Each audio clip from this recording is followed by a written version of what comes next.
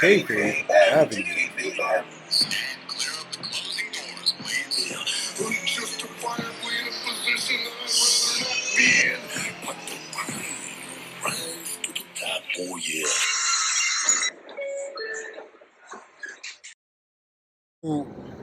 One of those two things had to happen. Either an AEW had to be born, or a Ring of Honor or a New Japan had to super step up. And the reason why we'll never get that feeling again, even as good as AEW could be firing on all cylinders, men's, women's, storylines, everything is coherent.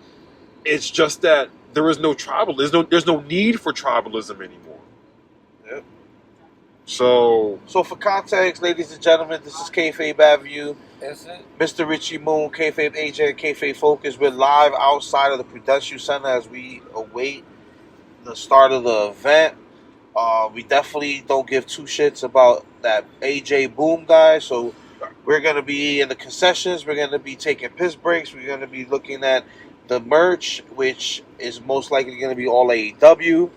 And this is kind of what sparked the conversation that we want that old, we want that old feeling of AEW. We're sitting in the parking lot, and the fee for the lot is $40, and we're like, if this was a WWE event, this would have definitely be a $60 parking fee. And Focus makes the joke, oh, we owe Tony Khan. I'm like, hell no. Tony Khan owes us, because in this down moment in AEW, we're still supporting. Right. We're still showing up to the events. And, but it reminds us of that feel. Like, our podcast was literally born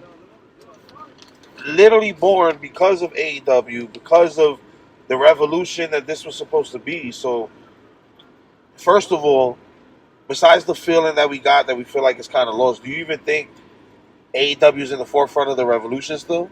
Nah. No, I don't. It's not at all. I don't. I don't think my no is fair to AEW, because I don't think anything is really being like revolutionized across like the wrestling business right now. I don't know. You look at the other side of the fence, and right now we're getting international pay-per-views almost every other month. The audience is expanding. The experiences is expanding. Even the Saudi events just got more meaning with the Crown Jewel Championship being a yearly tournament, finally giving some meaning, some sense to even having that event, instead of it feeling like it's a side universe pay-per-view. I'll say this. And just the way the development, the amount of people that's being used, the way the storylines are long-term and developing over months. I don't think it's going to be revolutionary, but I will say next week in AEW, they're getting back to what they do really good. The Continental Classic starts next week, and they're just getting back to wrestling, and that's the story. The Continental Classic. Yeah, hopefully the Continental. And they do that really good. Depending on, matter of fact, Okada's not even defending tonight, is he? No, but here's the thing. He has to defend during the Continental Classic. He's going to be that. That's why every match. Yeah, he's going to be heavy in the Continental Classic. And last year, that Continental Classic was super fire. So I think when AEW had like a simple storyline, the Continental Classic, and you just have their talented wrestlers just wrestle, they do the good shit. They do really good shit. They thrive when it's like, okay, your storyline is based on the match type, the tournament, and the storyline was bred from that. When they go natural like that, it makes for better story. When they actually try a full-fledged storyline, it's like they can never pull it out. Like, it's hit and miss. Look at this card from top to bottom. How many have long-term storytelling booked into it? How many of these stories actually made sense throughout the entirety of the story? The only one that's making sense to me is the Hurt Syndicate, Hurt Business, Swerve Strickland storyline. Other than that, I can't even tell you. Like, for God's sakes, the hottest thing going was the Women's Championship. And Mariah May is only doing a championship celebration tonight. So, Mariah May, Amina, that's supposed to go back to Stardom. That's the storyline from that. And supposedly, Mariah's going to turn on Mina.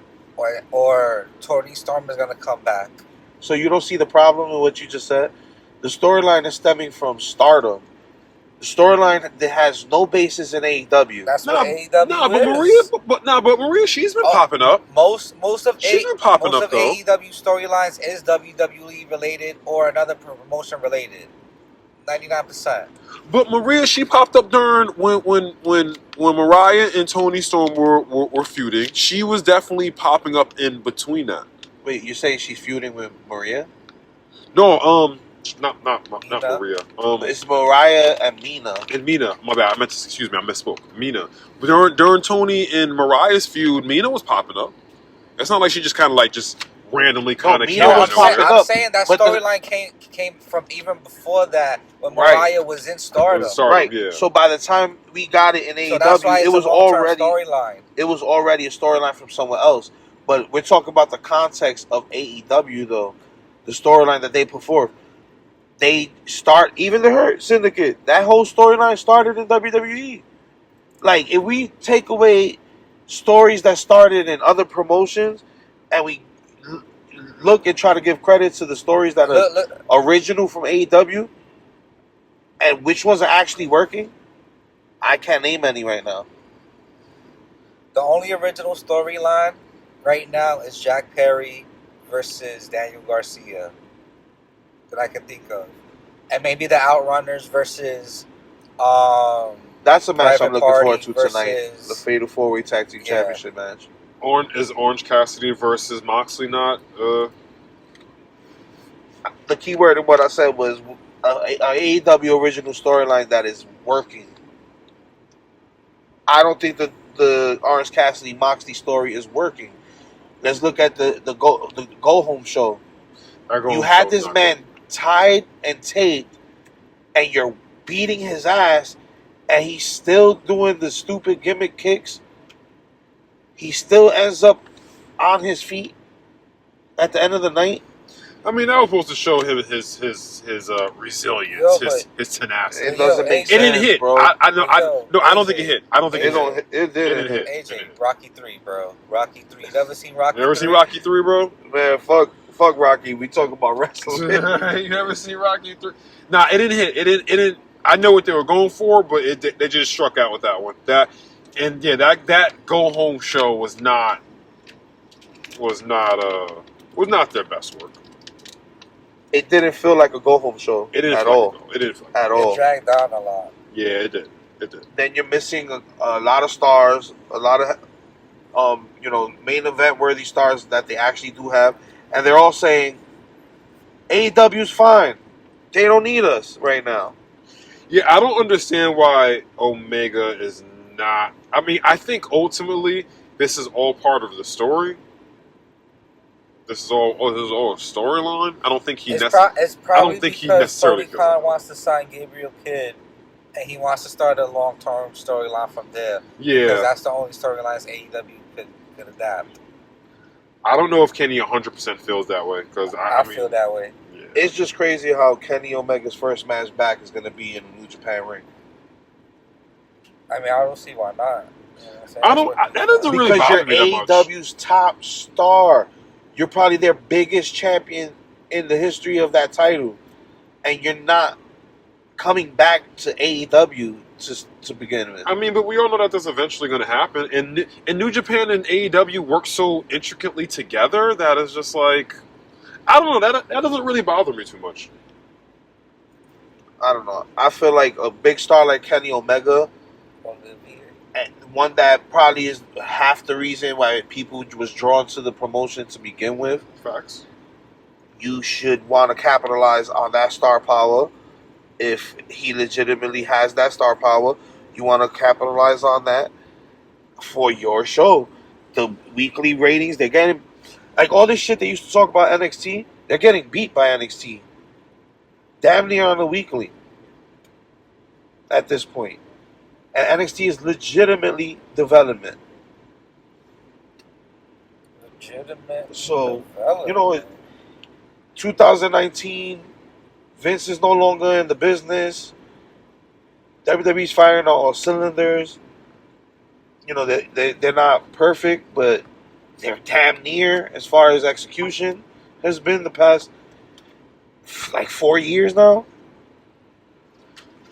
More emphasis the last like 2 years. Triple H and company are doing their thing for sure. Like we're in a position where they just had to cancel a collision because ticket sales were so low. If that's not telling Tony something, I don't know what is. What is gonna get it in his mind that he needs to rotate his roster better, he needs to tell better stories, and he needs to consolidate his shows, not continue to take these W Warner Brothers WB money and just pump out more shows, stretching an already thin ass roster when you're stretching it already by throwing half of them in Ring of Honor. Ring of Honor?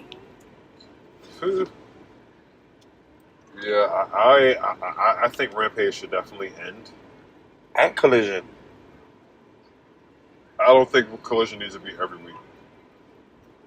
Collision should be that show that they were trying to do, like Battle of the Belts. Yeah. A special every once in a while. Kind of like what WWE's contract with the Saturday Night Main Event is with NBC.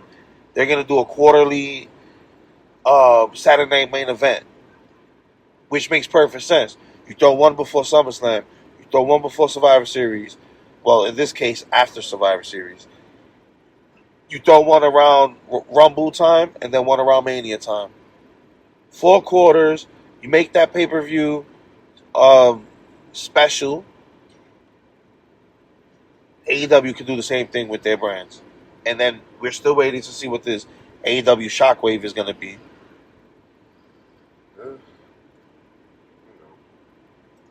We shall say. I mean, all the rating stuff and all that stuff's going to come to an end pretty soon. That's an interesting topic all in itself. All the cable. You know, you can still check ratings on Netflix and shit, right? Yeah. No, you can't. It's just. So there's still going to be that comparison. It's just different though. You know what I'm saying? It's just different. People watching it at different times and stuff like that. I mean, I've been begging them since before they even announced the Max deal that they should stream everything, even the pay-per-views. Who the fuck wants to pay $50, $60 a pay-per-view at home when $40 got us in the building and not even in the nosebleeds? Right. But you want us to pay $50 to see it at home? I mean, that whole Everest. We dead ass pay more for parking than we. I mean, that era's coming to an end though for all pay-per-views and all that stuff. All that stuff's coming to an end, man. Now it's gonna be the streaming wars. Well, I definitely want to see what that's going to look like because Netflix is going to boost their audience like ridiculously. Yeah, tenfold. I mean, I think there will also be some give and takes with them going to TV 14. I don't think that's going to make much of a difference, honestly, because I don't think they're going to use the TV 14 as a reason to be like, it just depends when The Rock is there. Oh, let's start cursing more. Let's start bleeding more. I don't think they're going to go there with it. I think it's like a blanket in case they do want to have a couple edgy storylines that they could do it that way. It's just when The Rock is there, that's when the curse is going to go up. Rock's going to come there and just drop F-bomb just because. It seems that way. Yeah. He inspired white meat baby face Cody Rhodes to curse a few times, so that's not far-fetched. But we're, still literally sitting outside the Prudential Center. So what do you think they can do specifically to kind of get back that feeling? Or do you think that feeling is... Well, I don't think they should be... That 2019... I don't think they should be trying to get back to anything, but what they can do moving forward is do what they do really good. When some will argue that they do better than anybody, get back to wrestling. Get back to your stories. Get back to your... And I'm not saying that it's easy, but it's just like stick... You know what I'm saying? Keep it where it's hot. You know what I'm saying? I think... Sprinkle that magic where it needs to be sprinkled. And stick in your own lanes to keep doing your own thing. I think the content of the Classic is a good start. I think that's a really good start to carry that momentum and allow it to spread. Because not everything is bad. It's just the things that are really good are really hitting. That's and why the things that crazy aren't thing, good. like it's as just much as we are down on AEW, we know that this pay-per-view, we're gonna have fun. it's gonna be fine. We're gonna have great matches, and that's not the problem, because we want to be entertained on the journey to these events, right? So I can't tell you one time I was entertained this month leading to this event, whether that was watching the show fully or catching highlights. I can't tell you one time that I was like, "Oh, they got me. Did you see that?" Or I have to share it to you guys in the group chat. Like, "Yo, did y'all check this?" The biggest promoted thing on this fucking card is the AJ Boom dude. That's horrible. And that's a fact.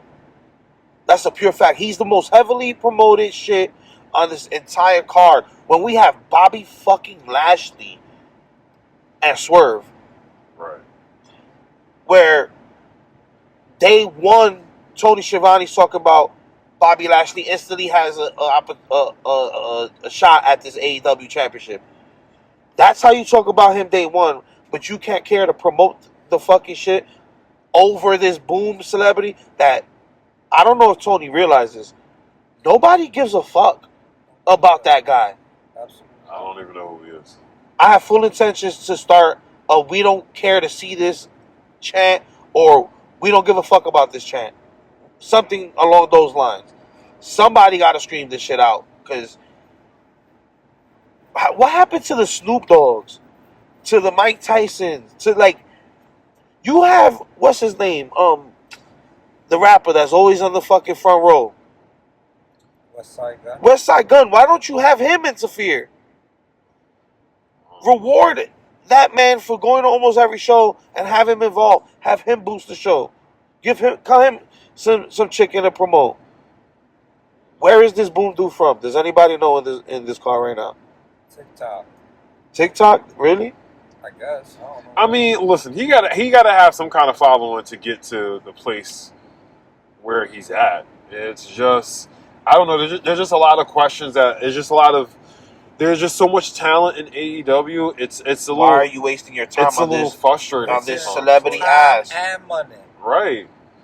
Time. Like I don't understand how you have a whole Kazuchika Okada, you have a whole Malachi Black. Like they have just dream matches that are just here that can just literally just happen. Just throw a story on. Like I just God bless that we actually have Malachi Black on the card tonight. He is, yes, with a chance at getting some tag team championships at least. Let's be happy that that's even happening. Shout out to Private Party for winning the championships a couple years ago. That was a good match, man. You told me that you felt like it was pulled off in the perfect moment. Yeah, I don't think so. I think they should have won it tonight. Then the story would have went too far. They would have dragged it on too long. Not if you shuffle it right. That's what happened. I mean, it was already dragging too long. How was it already dragging too long? They literally had like a month of build up and then won it. Because ain't nobody give a fuck about the Young Bucks having the AEW type shit in the first place. I don't know why they won it. When they won it is when it started to drag on too long. Because they were going with this AEW is being taken over by the elite. How is that going? They canceled that storyline, and they literally gave that storyline away to Jon Moxley. Yep. To have the absolute worst representatives to try to fight against him for AEW. Yeah, I don't understand that. You're talking about somebody who has absolute zero power in the company, whereas the Young Bucks actually were EVP, so it made sense if they were taken over. Yeah, I don't understand. I don't understand why they didn't continue that storyline. It's wild to me. That's what I'm saying. It is wild. Since he has attacked Daniel Bryan, what the fuck has he revolutionized, changed, or taken over in AEW? Besides the championship. He's still talking to riddles. And it's just like, I'm here for a slow burn story, but it's like, you have to, like, the story has to progress. I don't really feel like the story has progressed. Or it's progressed at such a slow rate, it's just like, who does this go to? There you go, focus. Like, I know they're doing like the takeover, but it's just like, where is the story going? You lock the AEW championship up in his contract. What does that mean? Like, nothing's being explained. It's not being hinted at. Nothing. And I'm here for the slow burn, Man, at but this point, it has to progress. he doesn't though. even have the real AEW championship. CM Punk took it with him. God damn it. At this point, storyline wise, it's true. God damn it. Storyline wise, it's true. So it's like this takeover shit. The other day they promoted Jon Moxley is taking over the TBS Superstation. What part of the episode did you see that happen? It came out like the last 10 minutes. But what did he take over? Nothing. He didn't take over I shit. think he came out like in the middle of the match or something like that and beat people up. But it was just like, I don't know where the story's going. I want it to progress. Remember when they said Shane McMahon was the end result of this storyline? Now, how does that fit at this point? Here's the thing: if it's told right, I'm not even opposed to it. But it's right now at this functional juncture at Full Gear, it's kind of at a standstill. You know what would have made more sense? If the Young Bucks decided to go on like a negative, like not really winning, like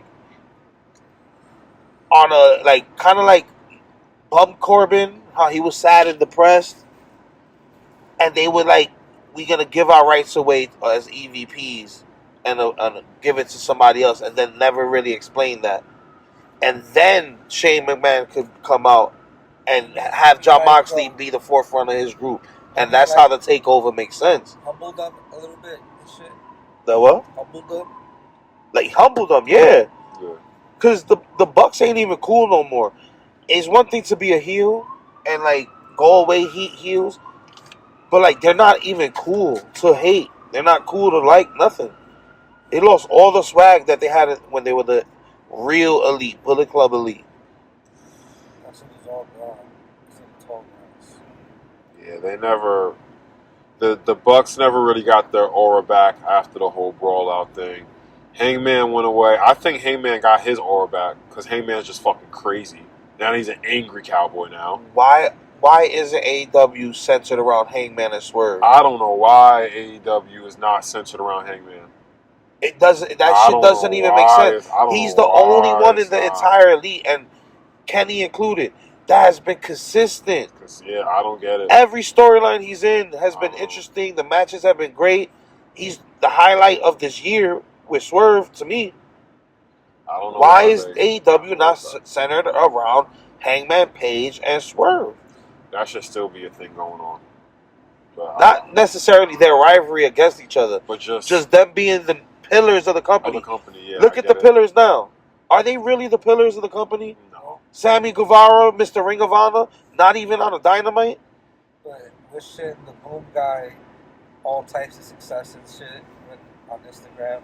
Yo, speaking of Ring of Sammy Guevara, Ring of Honor, there's a good chance that Dustin Rhodes does not re-sign his contract. There's a good chance he does not sign his contract. There's no reason There's a good chance that in the next couple of months we probably will see a reunion of Cody Rhodes and not Dustin just Rhodes. that. There's outside factors in that. The Nightmare Family Factory joined the WWE ID system. Dustin has his own school though. Dustin helps in the Nightmare Family though. Yeah, no, but he has his own school now. But regardless, he probably wants to put his school through the ID system. I don't think he should sign back with AEW because I mean we all know that the ending is soon. You know, so it's just like he has to sunset his career in WWE. It has to be. It has to be, and under the regime of Triple H, I think he'll insert him. He will be able to insert him into a Cody storyline that boosts him on the way out, you know? Very easy. They could do that. My brothers, that whole storyline, they could do it in WWE again on a bigger scale. That shit was done really well, though. It was done well in AEW. It was. But it kind of like, you know, we saw it, and then it was like, it's over. Dustin did his own thing. Cody did his own thing. So there was no real follow-up. Like, WWE, for all we know, they could go on another tag team run. We could see a betrayal, and we could get that Mania match that we never got. There's a lot they could do. Dustin's character now, too, is a lot better than it was in WWE a few years ago.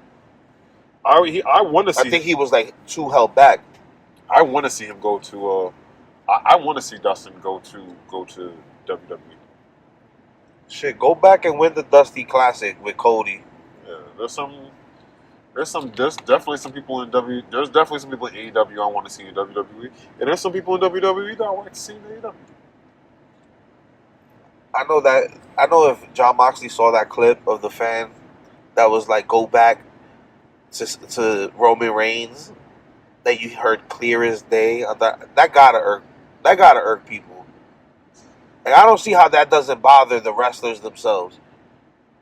Like, I know they watch back their own shit. I know some of them see what feedback they get from their fans. Like, that gotta bother.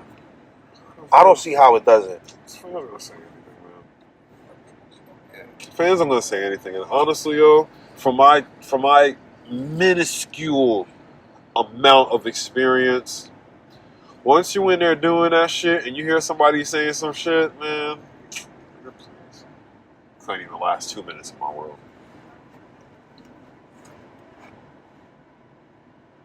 So, what match are you looking forward to tonight?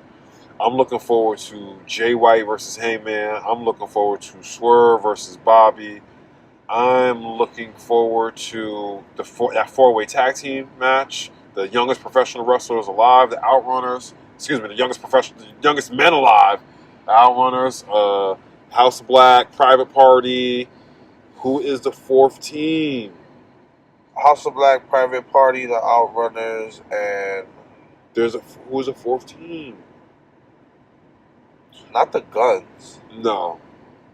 Well, I'm particularly excited for Private Party. You know, That's kind of sad. We can't even remember who the fuck is the fourth team. and I'm glad that the House of Black is on the card. Which is crazy because that's a rare event. Right. Three guys who could probably take up any division in AEW and dominate. Relegated to tag team and then relegated to the catering most of the time. Will Ospreay versus Kyle Fletcher. Yeah, regardless of I feel like the storyline leading up to here was fucking garbage, but I know it's gonna be a great match. That I'm not denying. Like, I think that's gonna be probably one of the highlights tonight. But what also irked me in like the go home show this week was like, you had Kyle Fletcher, Will Ospreay, Ricochet, and the other guy from the Oh, go ahead. I just thought of another match. from the Kingdom. What was Roddy it? Strong? No, not from the Kingdom. What was Ospreay's old group with Fletcher? The third guy in the group. Mark Davis. Yeah, he was the fourth man in that match. In that match, they kind of gave away like half of what they're gonna do tonight between Fletcher and Will Ospreay. They probably got stuck up more on the take. I don't know. Ospreay is great. Don't get me wrong. He's an amazing wrestler, one of the best in the ring. But he's very repetitive on his spots. Very repetitive. The sequence might change, but like, you're doing the same spots.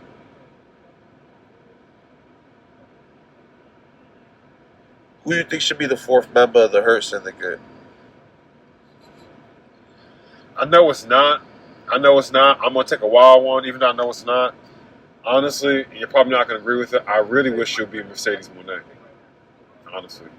I really wish she'll be Mercedes Moné. She needs something. It's there, but it's just not hitting right now. I would love it for it to be her, but it's not going to. Who? Moné? I would like for yes. Moné is garbage, bro. It's just not working. The whole everything she's done since she's got here is garbage, bro. I think they started off on the wrong foot with her. Like, why was she should have just came on and just immediately been a heel. Yeah. Like, immediately. We all know she works best as the cocky heel. We all know that. It's just, I hate her promo style. Her stories have been whack. Her story with Statlander going into this whack. Bringing in Camille, who I've been dying to see in a major way. Poor Camille. I feel like she took all the steam Camille had. Poor Camille. Camille should have went to WWE. Camille is such a WWE kind of person. She Like, should have totally went to WWE. I don't understand why she's not in NXT right now. I don't understand why she's not in NXT with that stacked ass women's roster. The best women's roster in wrestling, probably. I don't know. It needs to happen, though. It definitely needs to happen. Definitely needs to happen. Because she took all the steam out that woman's arrival. Not only that, like, where are the other women in the women's division? Where's the Deonna Purrazzo? She just got signed, bro. In the summer. Where has she been on AEW TV storyline? Major or minor women's championship. Tony Storm, where you at, boo? We need you. Tony Storm, we need you. We need you. I know you're like fake retired right now. They got Saraya signed to do nothing. But when you're barely gets a match. Barely promoted in a heavy way. And when she does have a match, it's not even in a major way. They gave her the title at Wembley just so she could have the title at Wembley. Had no meaning going in, had no meaning coming out of it. Nah, they had a story. That was the whole Outcast thing. They had a thing going on with that. Bro. They did. We all knew she was winning that belt just because she was in her home country. But they still had a story though. I don't want to take that away from them. They did. They had a story. Okay, so where's Ruby Soho now? She's pregnant. I think she just had a baby. Oh, she's out for pregnancy? Yeah, remember the dude yeah. That was a real deal. Angelo Parker. Yeah, that was a real guy thing. from 2.0. That's what I couldn't think of the tag team name. Yeah, 2.0. Yeah, that was a real thing.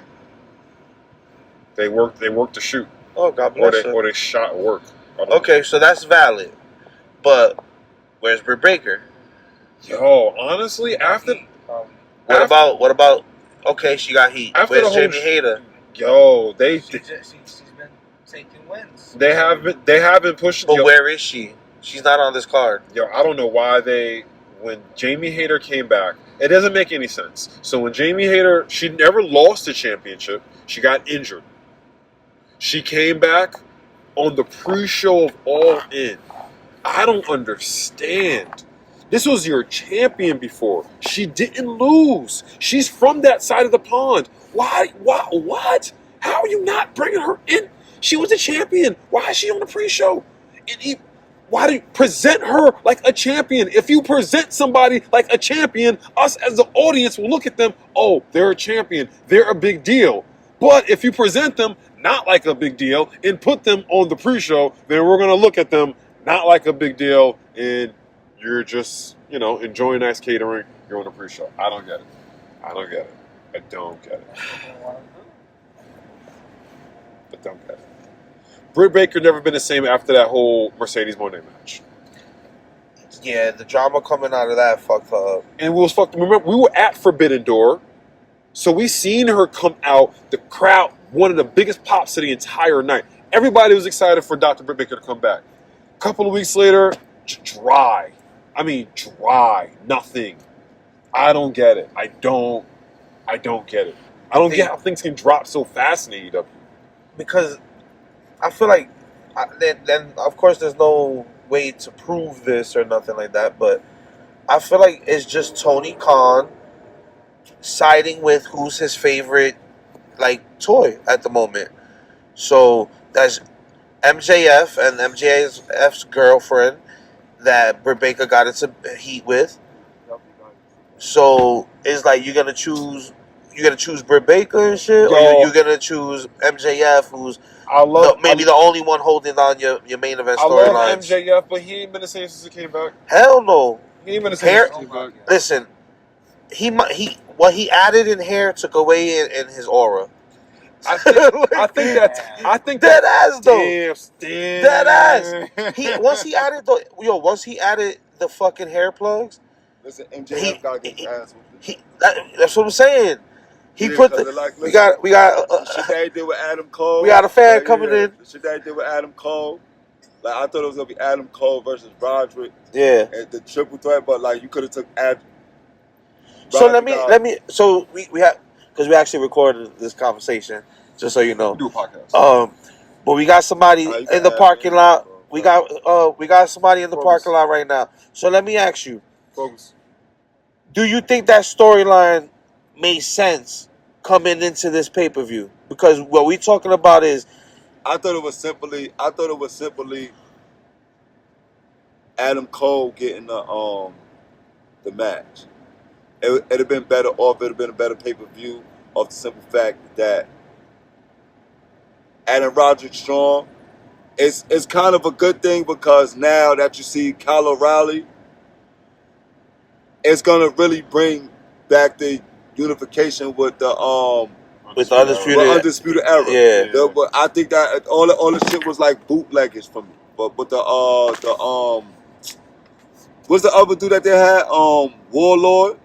Warlord. What happened with him? Yeah, he should Is he injured? Listen, no. His storyline, his title don't match up with AEW. So AEW, what they do is, that's why AEW got so many wrestlers and pick up so many free agents off the simple fact that how can I explain? The impact of it and how the injuries go and how the storylines go. There's a lot of bullshit storylines with it.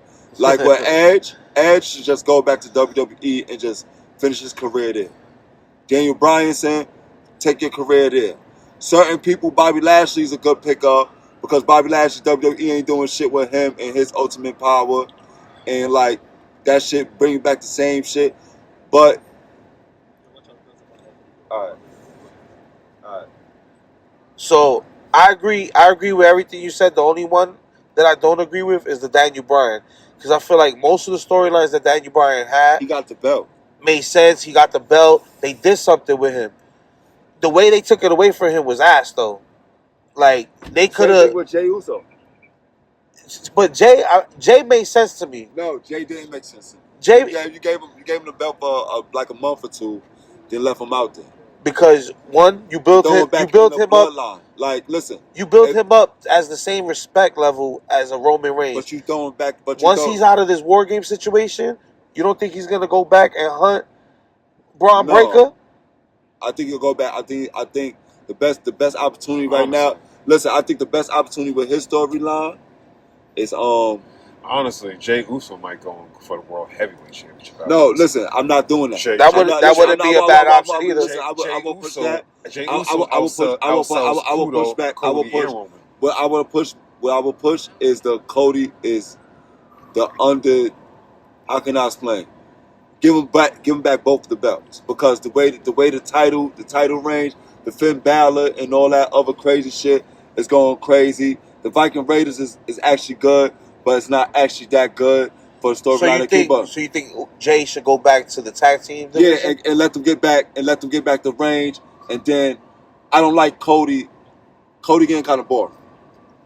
A lot of people say that about Cody. Get back to the ones. Let them win Survivor Series. I like to see Punk. I like to see Punk pick up, which I thought was Brock Lesnar, because he's a Paul Heyman man too. Yeah. But Brock Lesnar gonna come back off some crazy shit because with the Goldberg shit. See, that's the thing. The same shit you said that they coming into this event with corny storylines or ass storylines. WWE storylines are all being long term now. So CM Punk made more sense than Brock Lesnar because he had beef with Bronson Reed back in July. Bro, I love it all. I love bro. Listen, NXT. I love Shawn Michaels' story. Nah, we all at the end of the day is all wrestling fans. So yeah, bro. We don't want to dwell on the negative, but there's a lot of shit going on right now that could be better. So like our conversation was about like how can we get that feeling back from like 2019 AEW. So have you been watching AEW since the beginning? Oh yeah. All right, so. Can you agree with me that it doesn't feel the same as 2019? That hype. It's because it's a lot of wrestlers. The undertables, like the underdogs, was AEW. Yeah. Orange Cassidy, now that they big, like Orange Cassidy is another one. He's consistent. Like my favorite right now, Will Offspring. Yeah. I love it. Agree with this man right here. Offspring. Yeah. I love Swerve. So I love Swerve because with NXT, I feel like they wasn't. what's was the that- one major thing that you think could kind of give us back that exciting feel from when the company first started?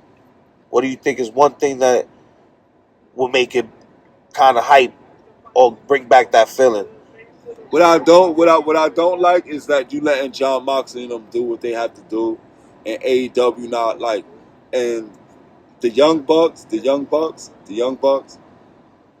that little crazy shit that they doing. I don't like that. I like the what's the other dude that they with them? The Chinese dude that got the Okada. Yeah, I like him. We were just talking about Yeah, that. the He's Rainmaker, gonna do the I like he's him. gonna be in the Continental Classic starting after this pay-per-view finishes. Keep him. Yeah. Keep him there. So keep him with the belt. It looks like your peoples are waiting for you though. So Yo, what's your thank name, you. brother? My name Jerry, bro. Jerry. Jerry, Yo, go, check Jerry. us out. We Kayfabe Avenue. We on all streaming platforms. So you Yo, can, bro, if y'all ever need me on the podcast, bro, take my jack, bro. I'll definitely come up there and link up with y'all, bro. if you want, y'all can exchange information so it's not on the air or whatever. No, bro. But thanks for the conversation, bro. You already All know, right. I watch everything. I watch Ring of Honor, all that shit, bro. Facts. I keep up. All right, My sure. grandfather grew me up with wrestling. We just came from the GCW show in the American Dream Mall. Facts, bro, Right before listen. this. Bro, listen. Only thing I know, if y'all ever get one of them little underground joints, I need a ticket, bro. I'll definitely be there. I like seeing, cause I want to see this girl fight. I know she's still wrestling. What's this girl? From WWE, Ashanti. Not Ashanti. What's the girl with the weird, with the green hair? She was in WWE. Shotzi Blackheart. Yeah, I want to see her. But definitely, bro. I'm gonna see All y'all right. in there. You already know. And so if there's any more proof that we're literally sitting outside the Prudential Center, we're in the parking lot. We have fans coming up to us in the middle of our podcast, but that's literally how the community is. So it's all love. That was actually some good fan interaction, but I think that pretty much settles it. Like random fan comes along, kind of has the same kind of sentiments or whatever. Yeah. The brother had a couple points, a couple things I disagree. I'm gonna just mention the Jey Uso comment. I don't agree with at all of what he said, simply because Jey Uso winning in that moment, it was his moment to win it. Yeah. And the fact that it was taken away from him, the next time he wins that title, and then it's gonna be against against Braun Breaker. The next time he wins that title is gonna mean something. The match is gonna have better quality, and it's gonna be on a bigger stage. With that being said, we could do this all day. I've been Kayfabe AJ. It's been Richie Moon. This is Kayfabe Avenue. Check us out on all streaming platforms and enjoy this Full Gear.